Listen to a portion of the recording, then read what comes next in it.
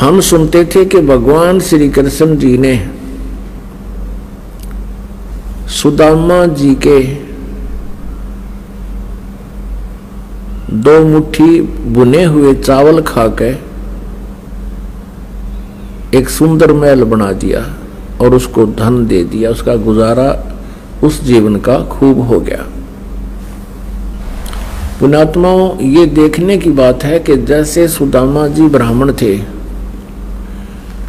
और अति दारिद्र थे, निर्धन थे कतई, और भगवान श्री कृष्ण जी और सुदामा जी एक ही पाठशाला में पढ़ा करते। बड़े होकर के श्री कृष्ण जी तो द्वारका में राजा बन गए, सुदामा जी अपना गरीबी हालत में ही अपना गुजारा कर रहे थे। ऐसी स्थिति होने लगी कि कई बार तो बच्चे भूखे सो जाते थे। सुदामा की पत्नी बहुत बार कहती थी कि आप अपने बताते हो कि मेरे मित्र हैं भगवान श्री कृष्ण और वो द्वारका के राजा हैं, आप उनसे कुछ धन मांग लो। सुदामा जी कहा करते थे, ब्राह्मण का काम मांगना नहीं है। यही सदग्रंथ बताते हैं, जो मांगे सो बढ़ुआ कहिए, दर दर फिरे अज्ञानी, और जोगी जोग संपूर्ण जिसका, जो मांगना पीवे पानी। नट पेरना कंजर सासी मांगते हैं बठियारे, और जिनकी लो लागे सतगुरु में वो तो मोती जो है उदारे। फिर भी ज्यादा कंपेल कर दिया उसकी पत्नी ने और वो चल पड़ा, फटे पुराने कपड़े। अब द्वारका में जब पहुंचा श्री कृष्ण जी के पास, श्री कृष्ण जी ने कहा, क्योंकि जैसे जाते थे रिश्तेदारों को जाते, कोई तो बर्फी ले जा, कोई लड्डू ले जाता है, पहले कसार भून के ले जाया करते थे, और कुछ व्यवस्था ठीक होने उसकी पत्नी ने चावल भून के दे दिए थोड़े से। अब श्री कृष्ण जी ने कहा, भी कुछ हमारे लिए लाए हो? उसने वाला कोली पोटली के दिखावे। भगवान श्री कृष्ण ने देख लिया और वो आहार किया। श्री कृष्ण जी ने पूछा कि आपकी क्या व्यवस्था है, आप परिवार ठीक है, कुशल है? तो सुदामा जी कहने लगे, भगवान आपकी कृपा से कोई कमी नहीं किसी वस्तु की। अब उधर से श्री कृष्ण जी ने देख लिया फटे पुराने कपड़े, वो जान गए थे गड़बड़ हो रही है सारी, पर यो महान आत्मा है, ये कुछ नहीं कहेगा। उधर से पीछे से श्री कृष्ण जी ने अपना इंजीनियर बुला लिया विश्वकर्मा, और सुदामा जी का महल बनवा दिया वहां पर। 5-7 दिन सुदामा जी को वहीं रखा, अपने मित्र के आप पैर धोए, स्वच्छ कर अच्छे कपड़े पहना दिए, और साथ में 8वें दिन वो चलने लगे। जब सुदामा जी कहने लगे, अच्छा मित्र अब मैं चलता हूँ, और अच्छा जाओ। अब रास्ते में आके सुदामा जी का थोड़ा दोष आ गया था कि वह देख लिया मित्र, मेरी स्थिति को वो नहीं देख सका, मेरी क्या हालत हो रही है, और मेरे से पूछा है और कुशल है, क्या उसको नहीं दिखाई दे था? यानी इतना सा दोष आया था, क्योंकि ये मन बड़ा उस्ताद है। इतने में क्या हुआ कि वो नए कपड़े पहन रहा था, रास्ते में लुटेरों ने सोचा कोई सेठ है, उसके वो कपड़े भी तार लिए, कति एक लंगोटी में छोड़ दिया। इस चल पड़ा वहां तो लंगोटी में, और फिर कोसरा श्री कृष्ण जी ने देखा मित्र,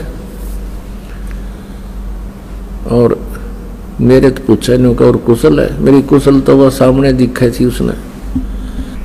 अब कहने का भाव यह है कि ज्यादा विस्तार ना करें, तो वहां जाकर देखा तो अपनी झोंपड़ी के स्थान पर महल को देखकर आश्चर्यचकित रहा।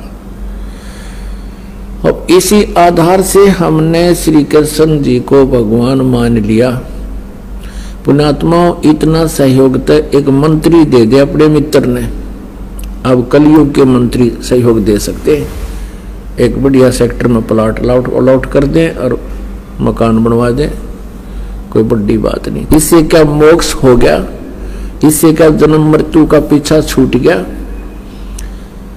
अब इसी के तुलनात्मक बताते हैं कि सर नमस्कार। नमस्कार सर क्या नाम है आपका? बलवीर सिंह है। बलवीर जी कहाँ से आए हो आप?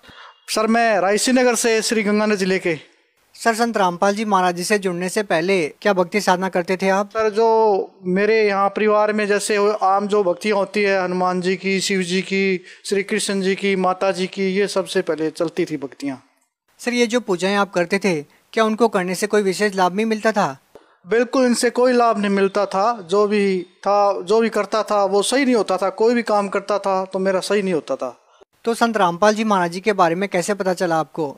सर मैं एक बार टीवी देख रहा था। मैं हमेशा ही आध्यात्मिक चैनल ज़्यादा देखता था। एक बार जैसे टीवी पर चैनल बदलते बदलते संत रामपाल जी महाराज जी का चैनल है ये आ गया, और देखा तो इनके अंदर ये कुछ शास्त्रों के साथ पढ़ के कुछ बता रहे थे, तो मेरे का कुछ ये बहुत अच्छा लगा। उसके बाद में मैंने इनका पूरा ज्ञान सुना और फिर मैंने पुस्तक मंगाई। पुस्तक के माध्यम से फिर मेरे को पूरा ज्ञान हुआ। फिर मैंने बरवाड़ा जाकर संत रामपाल जी महाराज का नाम दीक्षा ली। उसके बाद में मेरे को काफ़ी सारे लाभ हुए। सर आप संत रामपाल जी महाराज जी से जुड़े, उसके बाद आपको क्या क्या लाभ मिले? उसके बाद जुड़ने के बाद लाभ मेरे, सबसे पहले तो एक मानसिक जो परेशानी थी, दिमागी टेंशन ज़्यादा रहती थी, मेरे काम का बर्डन ज़्यादा रहता था, परिवार के अंदर कलेश रहता था, और मेरे शरीर के अंदर का बैक पेन वगैरह, दर्द वगैरह, लीवर वगैरह, ये समस्याएं बहुत ज़्यादा थी, जो संत रामपाल जी महाराज का नाम दीक्षा लेने के बाद में वो ख़त्म हुई। सर 10 साल आप राधा स्वामी पंथ में रहे हो, उसके बाद आपने संत रामपाल जी महाराज जी से नाम दीक्षा ली। आपको दोनों संतों में क्या अंतर नजर आता है? सर जो भी ये विद रामपाल जी महाराज जो ज्ञान बताते हैं वो विद प्रूफ है। उसके अंदर जैसे अपने कोई ज़मीन या कागज़ प्लाट जैसे भी लेते हैं कोई भी, तो उसके अंदर अपने रजिस्ट्री पट्टा वगैरह देखते हैं। इसी प्रकार से जब इनका ज्ञान देखा तो इसमें प्रमाणित पाया गया कि वास्तव में ही भक्ति ये प्रमाणित भक्ति और सही भक्ति है। क्या सर राधा स्वामी पंथ में कोई प्रमाणित भक्ति नहीं बताई जाती? नहीं सर, उसमें मेरे को कुछ लाभ नहीं हुआ। कोई प्रमाणित भक्ति नहीं थी उसके अंदर, सिर्फ वो देख देख के और एक दूसरे गाते रहते थे, तो उससे कोई ज़्यादा लाभ नहीं था।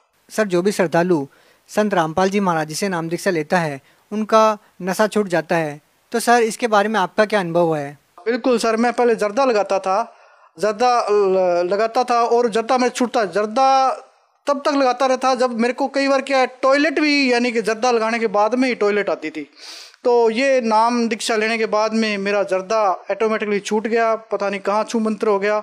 अब मैं बिना नशे के हूँ। सर आप भगत समाज को क्या संदेश देना चाहते हो? मैं भगत समाज को यही संदेश देना चाहता हूँ कि जितना भी ये हमारा जो राजपूत समाज है, समाज और भक्तों को यही संदेश देना चाहता हूँ कि आओ संत रामपाल जी के शरण में नाम दीक्षा ग्रहण करो और सभी विकारों से दूर हो। बहुत बहुत धन्यवाद। सत्संग।